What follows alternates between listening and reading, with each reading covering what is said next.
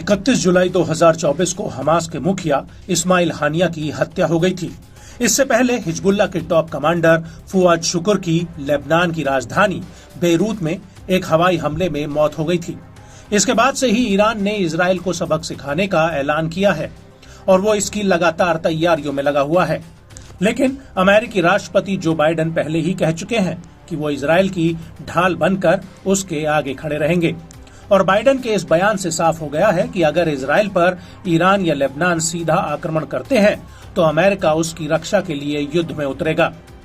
लेकिन अब इसको लेकर ईरान की परमाणु वार्ता के लिए बने प्रतिनिधि मंडल के सलाहकार मोहम्मद मरांडी ने एक बहुत बड़ा ऐलान किया है। दरअसल मरांडी ने TRT वर्ल्ड न्यूज को एक इंटरव्यू दिया है जिसमें उन्होंने साफ कहा है कि अगर अमेरिका इजराइल की रक्षा के लिए आगे आता है तो उसका मिडिल ईस्ट से सफाया हो जाएगा।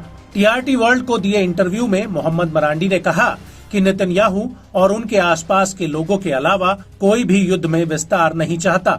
संघर्ष में वृद्धि का मतलब है विश्व की अर्थव्यवस्था का अंत होना। यदि अमेरिका ईरान पर किसी भी हमले में शामिल होता है तो इसमें कोई शक नहीं कि अमेरिका का इराक और फारस की खाड़ी में बने उसके ठिकानों से सफाया हो जाएगा और ऐसी सरकारें जो अमेरिकी सेना की मेजबानी करती है उनको भी तबाह कर दिया जाएगा।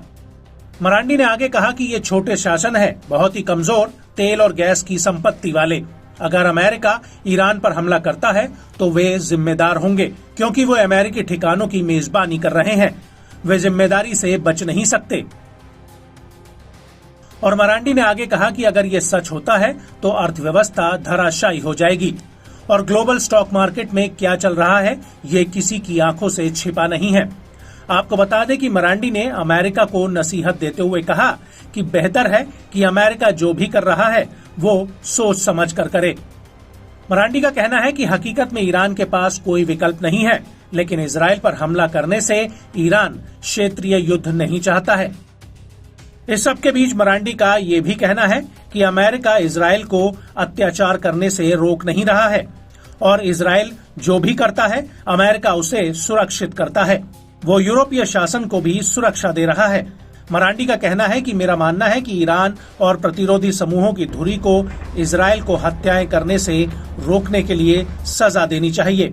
वहीं दूसरी तरफ अमेरिका के शीर्ष अधिकारी पहले ही कह चुके हैं कि वो इजरायली शासन को समुचित जवाब देंगे। Supreme leader Ayatollah Ali Khamenei भी पहले कह चुके हैं कि हानिया की हत्या से इजराइल को सजा देने का एक मजबूत आधार तैयार हो गया है।